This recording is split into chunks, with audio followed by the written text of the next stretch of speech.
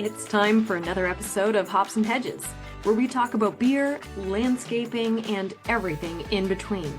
Season 1 is proudly sponsored by ext.tech, helping you grow and revolutionize your landscaping business. Now crack open a cold one, and let's dig in.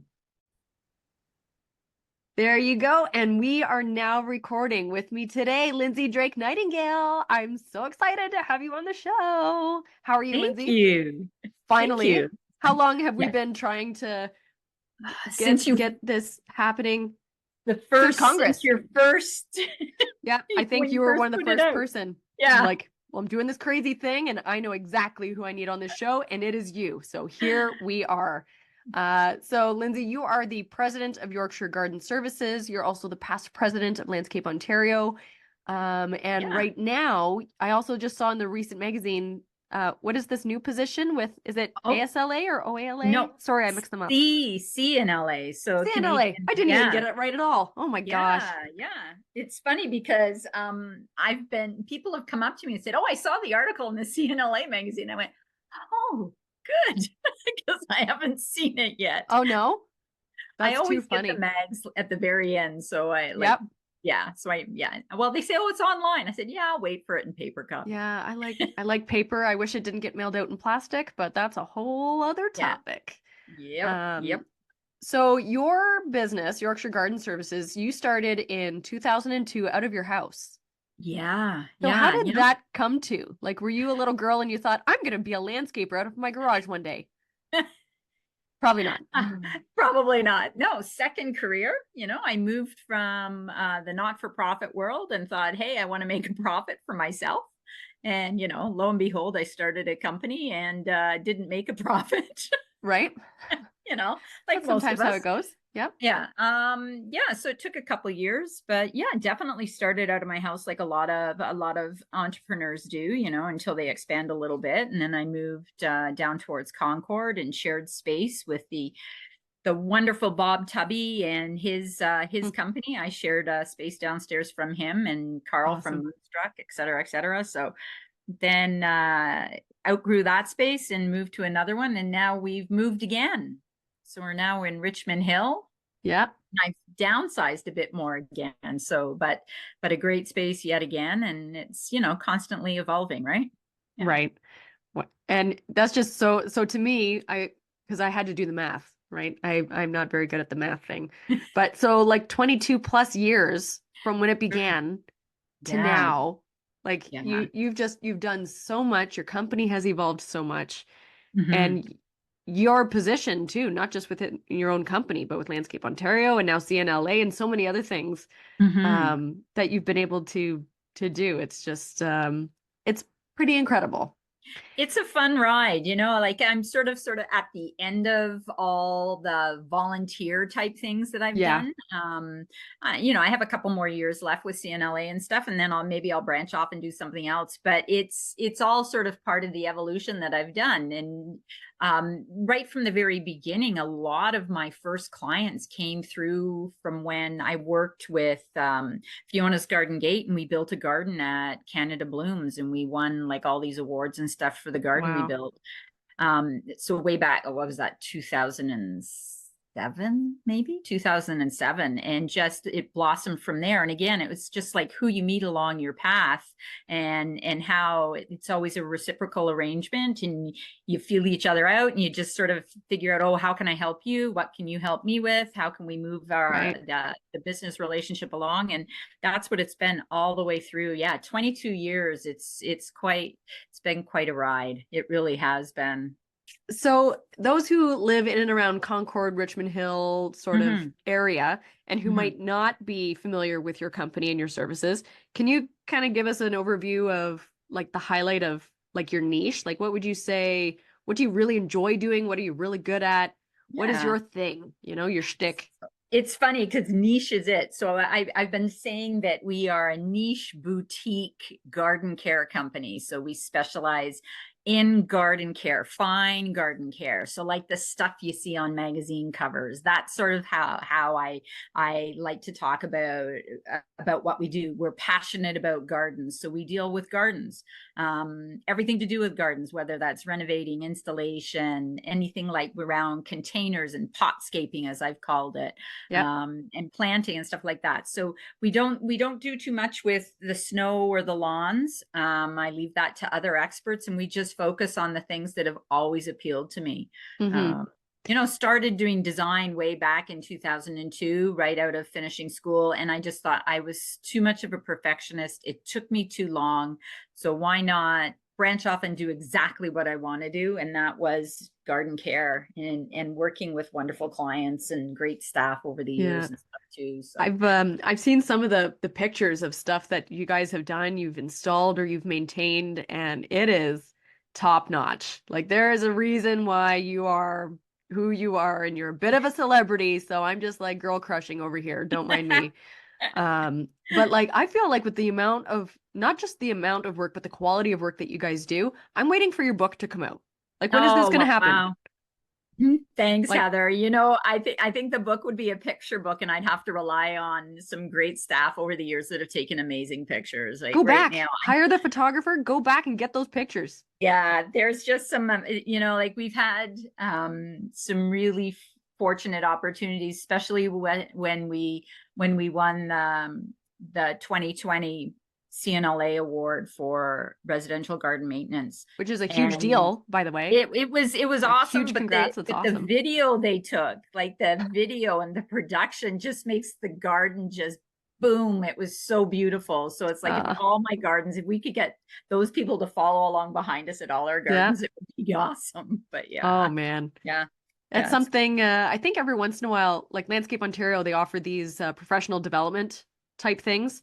And I thought yes, I saw one there about landscape photography. And yes. that's like that is on my radar of It is.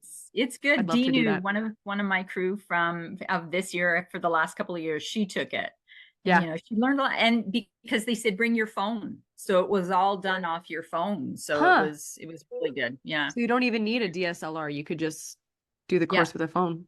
yeah. Oh, Mhm. okay. I will Yeah. have to do that.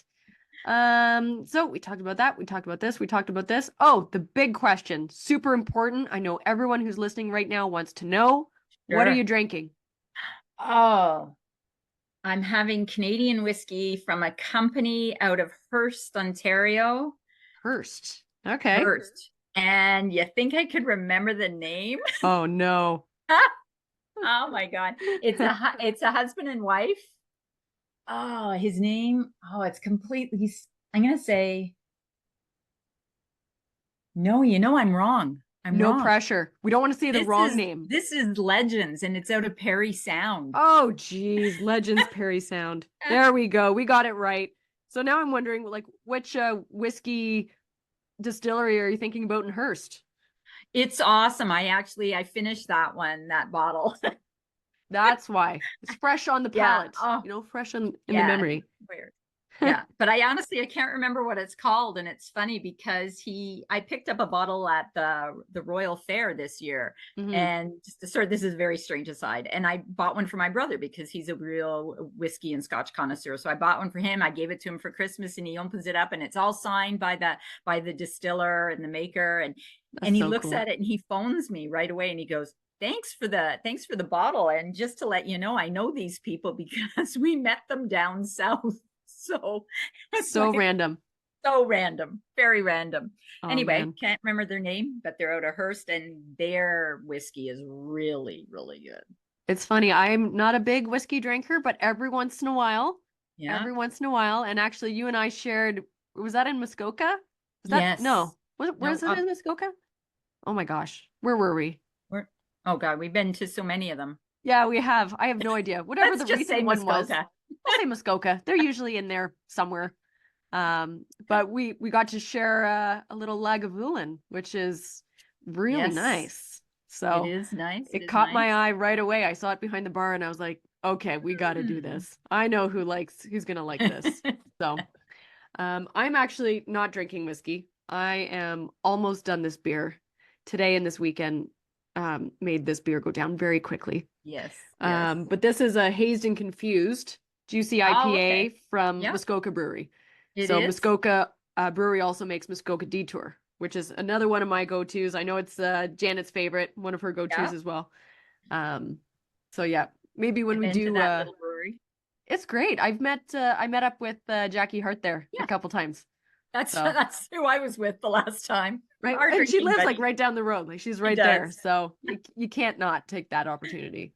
So I liked when so moving on from beverages, right? Yes. Next time though, maybe I'll have a whiskey with you on the next No one. worries. Um, Charlie wants a whiskey too, don't you? You silly dog. oh my goodness. I can almost see him. Is he a lab? I just He's saw his lab nose. mix. Lab Yeah, mix. yeah. But he We likes the have smell of whiskey. uh so cute. We have a toy poodle that is all black. There Yeah. now we can see him. Yeah, you're on camera. You have to say hi. Oh my gosh, so cute. And our black poodle. Poodle. Wow. Yeah, your Ugh, poodle. poodle. I don't know where that came from. Poodle is so dark that he's like a black hole on camera. We take his picture, and unless there's sun reflecting on his eyes, you can't Yeah. see. He's just a blob, like a black blob. Too He looks like funny. an afro wig just sitting on our lap. Just sitting right? there. Yeah. So I liked in the pre-interview questionnaire asking about favorite outdoor places and locations. And it's a question that I love asking people because I'm not sure if you're familiar with the book The Inward Garden by Julie Moore Masurdi. Yes. So that Yes. is possibly my favorite book. Oh, I get okay. very excited when I talk about that book. It is Um, awesome. but in there, she talks about the 7 different archetypes. And she argues that child or places that we experienced as a child influence the type of landscapes that we enjoy in later life. Oh, okay. Okay. And so it was interesting. You're saying Perry Sound. So I'm wondering what exactly about Perry Sound? Is it when I'm thinking about the book, is it a dock in the water? Or is it the sand? Or is there like a forest behind you? Or is it a specific cabin? Or what is it about Perry Sound? Wow. Okay. So my cottage sits on the side of a cliff. So it's like a cottage on stilts. Awesome.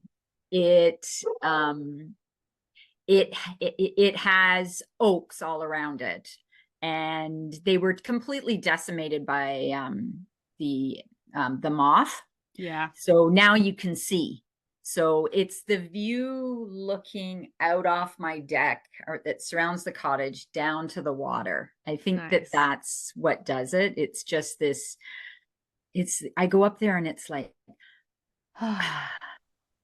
Yeah. and it doesn't matter. Even if I've had a really good week and everything's going smoothly, you still go up there and you just go, Right. the It's so air. fascinating to me how it's like such different places gives the same effect. Yeah. So I'm gonna have to double check in that book, but I think it's called the promontory, which is It's when been you're a kind of while. Yeah. you're standing out and you're looking out and over Yeah. things. I think that's what it's called. Because for me, I'm the cave. So I want to be in a secret garden where Yeah. I can't see anybody and I'm in the middle of the jungle. And Yeah. then I don't feel closed in. I feel like I'm Yeah. home. This is great. So Yeah. it's just interesting how different we all have favorite places. It And then is of very course true. St. Martin. I was just gonna say that, that's my winter place. I haven't been in a while, but it is my winter place, and it's the same thing. I can sit on the beach. I can sit on the little porch off of the place where I usually stay, and I can look out. So it's always that view outwards that Yeah. that appeals to me the most. And so it's the ocean and it's the feel of the ocean. Whereas at Perry Sound, it's the feel of the water and the smell of the water. So it's definitely I'm a water baby. Yeah. And that's what appeals to me, is just seeing the water, the movement, the way plant material moves through the wind, and the water in the background, and the noise moving over rocks. And so it's definitely all that that interplay. And both places, even though they're like so different, they both, there's something, it just makes me feel that same comfort, beautiful feel, and that sense of release. And yeah. And so do you prefer to be on ground, or how are you on boats? I'm fine in boats. Yeah, Uh, sort of.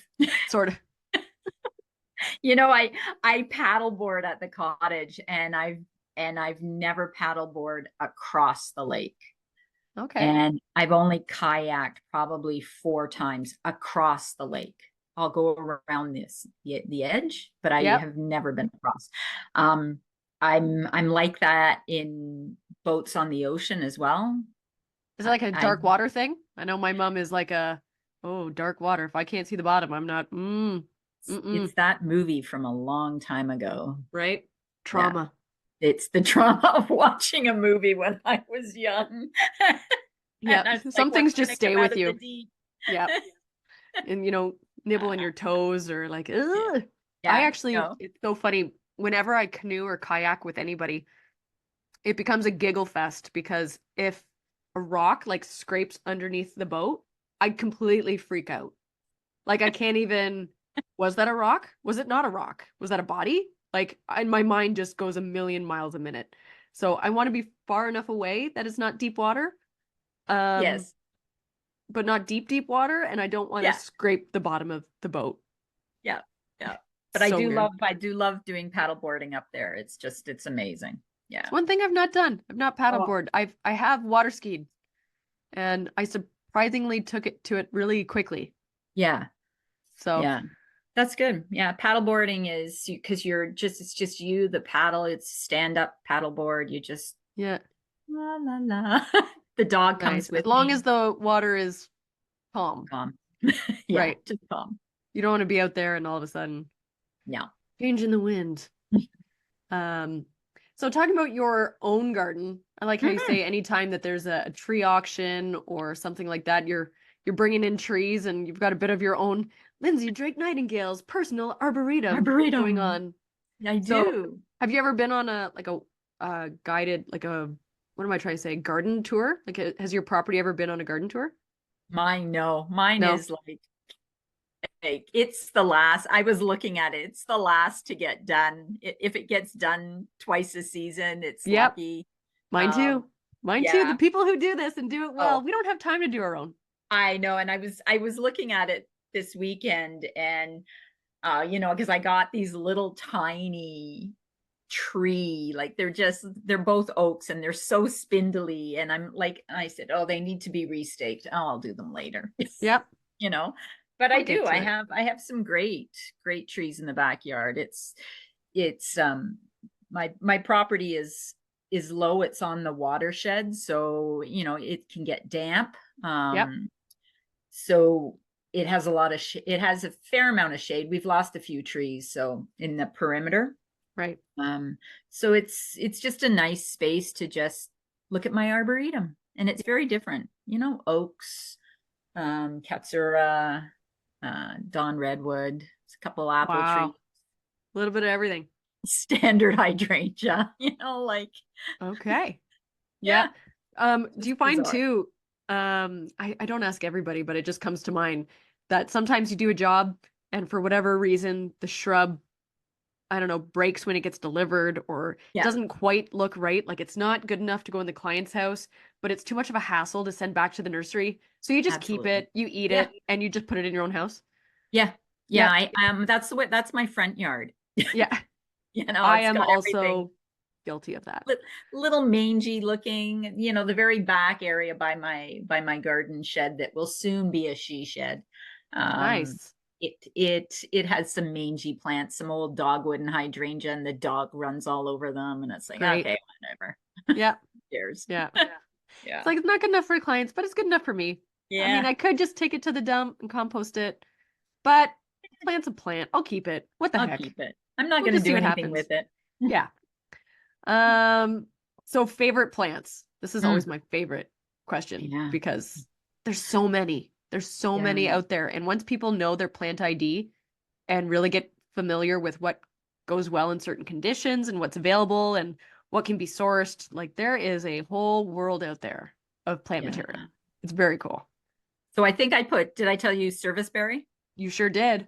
Yeah. Yeah, my go-to. I love serviceberry, all the varieties. But I guess my favorite, it sort of is is just a clump version.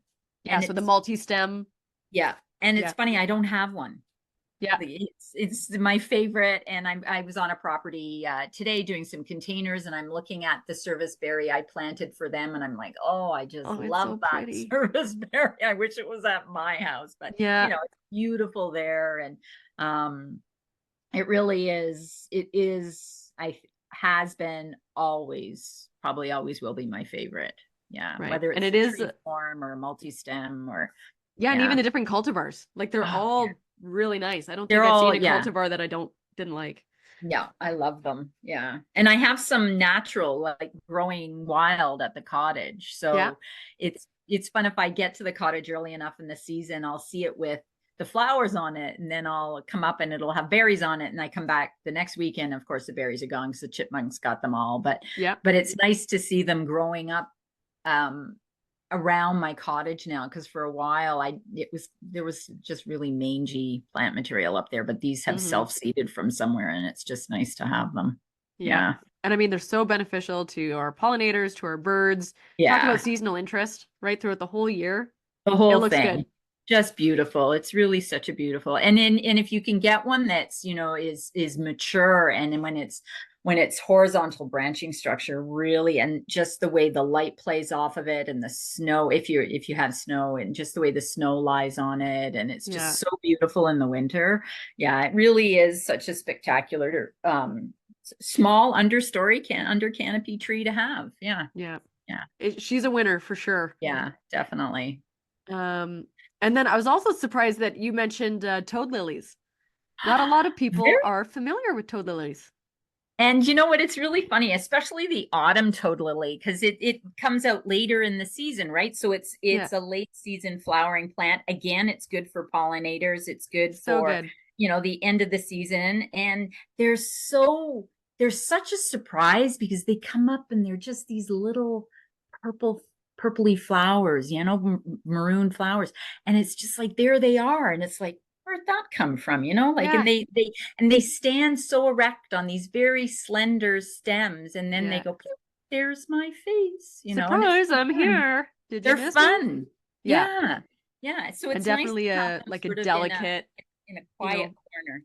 yeah, fine Yeah. texture. I Yeah. have one toad lily that I rescued from somebody's garden because they wanted a complete revamp, and they had this one toad lily that didn't go with anything. I said, I will get rid of that for you, no problem. And it Definitely. is in my backyard, and Yeah. I love it. Yeah. Did I His also name is say Steve. epimedium? You didn't, but that is a good one.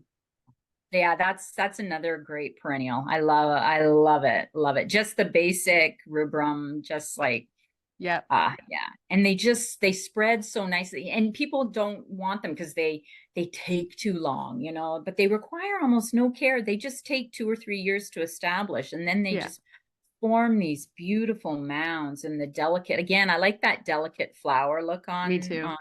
leaves, and they're heart shaped, and it's like, Yeah. so that's like katsura. I like katsura and serviceberry and Yeah. redbud. They all have that same delicate heart shaped leaf. So that's my theme, Beautiful. heart shape. Love. Right? I Love. love plants. I love plants that say I love you back. Right? They Yeah. don't need words. They don't need No. words. I love that. That's cute. Um, so next question was houseplants. Mm. You have favorite one, and do you Yes. have one that no matter what you keep killing it? Yeah, it's funny. I kill everything that comes in, but I am pleased to say that the plants that are on my windowsill Yep, made it through the winter this year. that's huge. So did I write down Christmas cactus? You did. You have an 8-year-old Christmas cactus? That's It awesome. is. It is. And I'm thinking maybe it's even older than that. But it's beautiful, and it's blooming again. So, Holy smokes. yeah. I Yeah. have this weird thing where I'm really good at killing houseplants. Yeah, same. But Well, I you also got a couple really in the enjoy background there. a few. And actually behind me is that's my plant light. And these are all Ah, houseplants. I turn off the light when I'm on the podcast because yeah. I look like an You angel glow with in the the light dark. growing around me, Yeah. and it's not quite the vibe I'm going Yeah. for. But yeah, there's a few plants that they just don't live here. Yeah. They just don't. No. So I 8-year-old Christmas try. cactus, that's awesome. Yeah. I have a Benji from my old office, and moving I just brought it home, and I'd forgotten about all these plants at the office, and I killed them all except this little Benji managed to, be just there shaking, going, don't forget about me, Yeah. and I brought it home and it's actually leafing out. So it's like, Oh, so wow, is it made total Benji neglect. the cultivar of the cactus? No, sorry, I don't know Benjamina what a Benji. ficus. So Oh, a fig, like the variegated nice. Benjis. I don't Yeah. know. That's Okay. what we call But a them. fig tree, like a fig Is it? tree or Yeah, fig like plant. you'll have to look it up there, Heather. That I will. That is a Fig trees do not live in my house either. No, and it's not So really a fig tree. It's, yeah, you'll look it something up. else. Okay. Well, to be continued. I love a challenge. I take you to the living room. You can have a look at Perfect. it. Excellent. Yeah, you'll have to send me a picture. Yes. It's so funny. Like even in our house, like spider plants, I bring Mm, them home and they're mm. dead within 3 days. Wow. So the air or atmosphere in my house, I don't know. Yeah, maybe. Yeah. I don't know. Yeah, nothing lives except in that front window, and it's on sheer neglect. Right. Yeah, in my place, it's sheer neglect. Excellent. Yeah, I've got one south-facing window in the whole Mhm. house, and that's here in Yeah. my studio. Because as soon as we moved to this house, I said that room is mine because it has Yes. the south-facing window in And the it's good whole for drawing. house. Yeah. Yeah. Um, so hardscaping material. Mm. Mm-hmm. Did I put So funny seeing if people remember. popthorn? Popthorn, that's the one Yeah. from Unilog. Yeah. I actually didn't know it was originally from Belgium, so that was new for Yeah. me to find out. Yeah. Long. So it because I used it. I heard about it and I saw it somewhere. Maybe it was at Canada Blooms.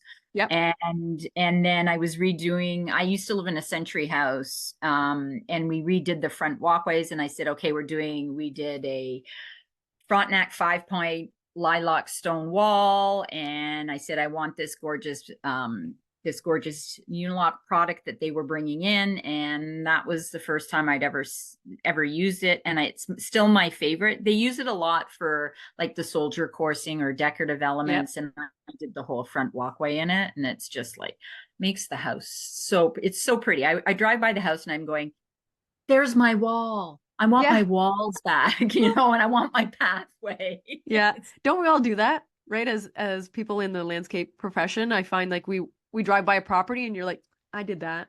Yeah, I did I did that. that. You see that? Yeah. Yeah, That's me. that's I did me. that. It's nice, right? Yeah, yeah.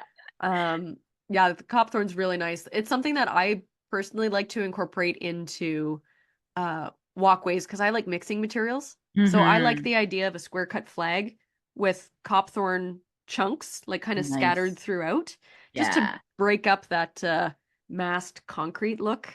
yeah, Like when it's so clean and so flat and so monotonous, can I say that? yeah, It's just so repetitive. It's like I want to break that up, you know, yeah. to I did it enjoy here the journey. at this place. I did it the back pathway and deck, and I used it as the soldier course for the regular block. Anyway, Nice. yeah, Nice. not as nice as the other pathway, but hey. Yeah. Uh, so a bigger question for you, because I um right away when I saw your podcast reference, you mentioned imposter syndrome, Oh and yeah. I want to talk about that for a bit because you said that it either resolved about 10 years ago or after 10 years. Like how long would you say Yeah. were you struggling with it? I want to know It's if I'm halfway through or like a quarter of the way through or like does it never end? I think Like it creeps back every now and then. And yeah. then like it's funny because I've talked to a lot of people, men and women, but I talk to more of my girlfriends and colleagues and stuff, and most of them, well, not all of them, but okay, a lot of them are women, and everybody struggles with it at some point or Yeah. another. But I think because part of this is because this was a second career for me. So, you come in your 40s and you're supposed to have your crap together, and, it doesn't matter what profession you're in, you're supposed to, but then when you start something completely different and so different with different people, Yeah. and and you feel like you're this small, and you're trying to go, I know what I'm talking about. And Yeah. then you look at the mirror in the morning and you're like, what the heck are you Yeah. doing? Who do You you don't know think how you to do are? anything. And then you look at what, you go through. It's like looking at my old house, and I'm going, that's a freaking well designed, beautifully done. So then you go, okay, and so's that one. And my God, I won the company, the staff, whatever. Yeah. We get a national award, and it's like, yeah, we did that. Right. We are allowed to feel proud for what we accomplished as a great part of a great company and a great crew and stuff. So does it go away? It goes away, And it sometimes creeps when back you're in tired, it sometimes, comes but back. And yeah. It's yeah, interesting because I do think I agree that I think we all face it either sometimes, maybe more so than others. But I yeah, wonder if I really liked what you said that, I did that. Like I do know what I'm doing. Like that is really yeah, good and taking pride and really acknowledging that I can do this. yes, And I think that is really hard for a lot of people, men and women. yeah, Um, but I think, and this might be just a generalization, but I think as women, regardless of what profession you're in, I think we're kind of raised to not be prideful, yes, right? So yeah, it's like you're supposed to be supporting other people. You're supposed to be, you know, being a really good mom and supporting your kids or supporting your husband or supporting hmm whoever at work. hmm Um, and then when it's us that did something or accomplished something or overcame something that didn't feel overcomable, that's not a word, yeah, but it is now. Um, it's like we shy away from acknowledging that I can do this and I did do yes, that, right? Like yeah. it takes guts to It does, and I think just and with that, it's when you go through so many changes, you learn to sort of roll with everything. And I think that everything else that in the past starts to calm down, and it's right. maturity, right? You eventually get through the role, and you go, yeah, I was good at that. And now let's try something else. Oh, and I'm good at that too. And yeah, I Yeah, can do this. And hey, and when I don't know, I refer to somebody that I know is good at it. absolutely. So it's being resourceful and believing in your own resourcefulness Yeah, and ability to do stuff. And when in doubt, you learn to ask questions right. and demand answers. And Yes. That's probably one of the biggest. I mean, there's so many big lessons that I've learned from being a member of peer to peer, but one of them has yeah, definitely been not just with my professional peers and with my friends and with my family, but also with clients, is that when somebody asks me something and I don't know the answer, I'm not going to pretend that I do. I'm no, not going to make something up on the fly. I'm going to yeah, tell you, do you know what? I don't know the answer to this right now, but let me ask my network. Let me yep, get back to you, and I'm going to find out and I'm going to learn what the answer yeah, is. I'm not going to flub my way through something that makes me uncomfortable or something that I don't know, yeah. right? Yeah, I have a case going on right now where a property that we do, it was completely decimated by voles, Oh, and like everything was eaten, absolutely ouch. everything. And this is like an acre and a half property, and every garden was touched. So Oy. it's just totally decimated it. And it's like, so there, I'm putting that out. Anybody know how to eradicate voles? Let me know. Right. Because, And is there a solution? Is there a is there solution a for solution? I'm going to eradicating? Google, Google will be my best friend, but it's like, that's it. Like, I don't know the answer, and I've told them I'll find out, Yeah. and it's an ongoing process. Yeah. Struggle Yeah. is real. The things that we have to learn or that the some questions we never think we would ever ask comes Yeah. up in landscaping. I notice. I think that's one Yeah. of the things that keeps me around is day to day. You don't know what you're going to deal with today. No idea. So you guys are likely going to be hiring. So this is this podcast episode. I don't have my calendar right in front of me, but Mhm. this we're recording it now in April, but it's Okay. going up much later. Okay. Because You I'm stagger. Yep. booked, I think now until June for podcast Excellent. episodes, which is really great. So come June, you may or may not still be hiring at that point, but you, like a lot of us, are looking for people out there who are ready to jump in and to do this, Yeah. right? Yeah. Like serious Always. Yeah. employees that want to learn, that are easy to get along with, that can take directions well, take some Mhm. initiative. and that are curious and at least interested in learning about plants and Yes. nature Yeah. and And I right. think that those two things are, like, and even if they don't know as much, as long as they have that passion, Right. um, sorry, Charlie's barking at something. That's all right.